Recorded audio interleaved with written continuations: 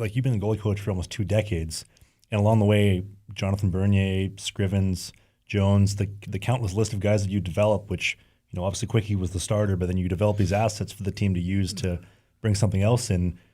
Even though maybe like you're stepping away, you're still producing results. Like, was there a secret sauce to that to getting the most out of these guys?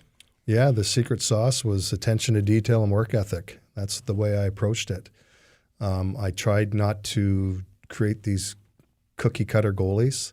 I wanted them to basically, they got there for a reason. Their talent got them there, and I tried to build off of their talent and just try and my main things were detail and work ethic. Is there any details that come to mind where you start? Like, let's say like a Ben Scrivens, like, okay, here's Scrivy. Where do we build out from here? Well, Ben Scrivens was probably the first goalie that I quote unquote tried to rebuild.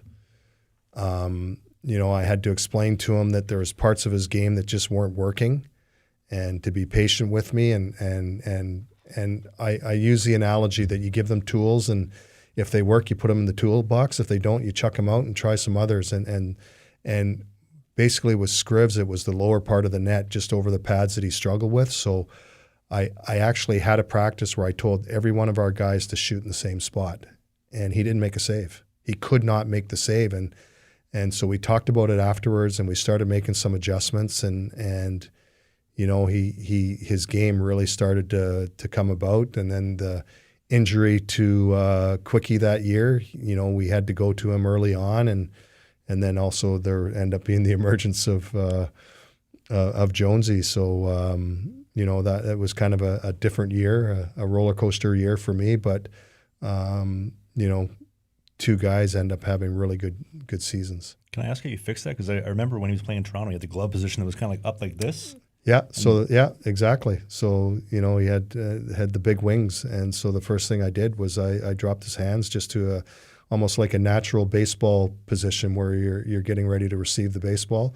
That's how I started with him. That's exactly what we started with, and that naturally brought his feet in closer, which allowed him to have easier edges, so he wasn't getting these hard edges where he was stuck all the time, and just there was more flow to his game. But the hands was the first spot that I started. Yeah, because he was super successful in that period. I remember even because I think I was around. He was leading the league when we traded him to Edmonton. That's good trade bait. Max value. Yeah. Well, then he put up that record-breaking 62 save shutout against San Jose with the Kings gear in the Oilers jersey too. Yeah. And then I remember that. Well, one of the funniest things that happened with him, one of his first games for us, he played in Florida, and I think it was like a 2 or 3-0 shutout, and this is just the way I coached. It's about detail, and the next morning, I do my video session with him, and I said, "What'd you think?" I always try and ask him, "What'd you think of your game last night?" And he goes, "Oh, it's pretty good. Made some saves, shutout." And I said, "Really? Well, we're going to walk through this." And I said, "If you think you're going to be successful playing this way, you got another thing coming." So we walked through the game and stuff, and it was a little bit of an eye opener for him, and that's how I approached. I don't want our guys to be up and down like a roller coaster. I want this consistent goalie. And if you have that detail, and that night, even though he got the shutout, he could have given up 7. There wasn't the detail that he needed in his game to be successful and for a long run. So that's how kind of our relationship started there a little bit with his first win, and that's what I want. I always wanted my goalies to understand what their game looked like when they were playing well. That's where the glove adjustment started?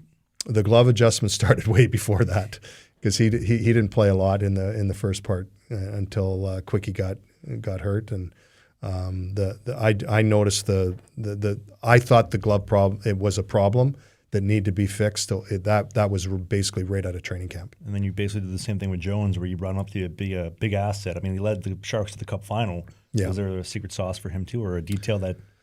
No, Jonesy was a signing out of junior, a free agent signing.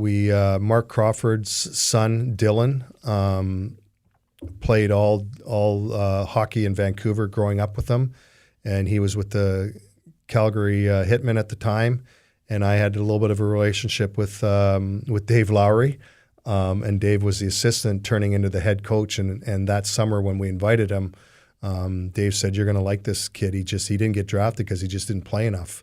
and he said, I'm going to play him this year. And we had him in training camp. We kept holding on to him. And Dean Lombardi, it's one of the first times where I get called upstairs and you're going to put your you-know-what on the line for this kid? And I said, absolutely. And so we ended up signing him and sending him back to junior and watched him closely that junior year. And then he started his pro career the following season. You must have been puckering a little bit going, I hope this works out. Yeah. I mean, there's times, you're not always going to be right. And those were one of the fortunate times that I was right. And, you every once in a while, you got to take those chances and believe in a kid.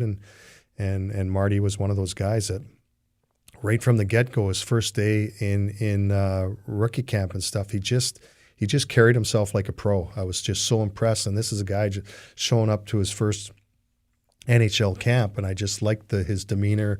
I liked the way he approached things. And so to me, it was a little bit of a no-brainer. You got to take swings. And I felt just the way he was a guy that we could take a swing on. We do a hockey podcast called Sling the Biscuit every single Sunday. The clips, the bite-sized chunks are right here. Only the hits, the full-length show, which you don't want to miss, is right here. That's Dave. I'm Travis. We'll see you soon.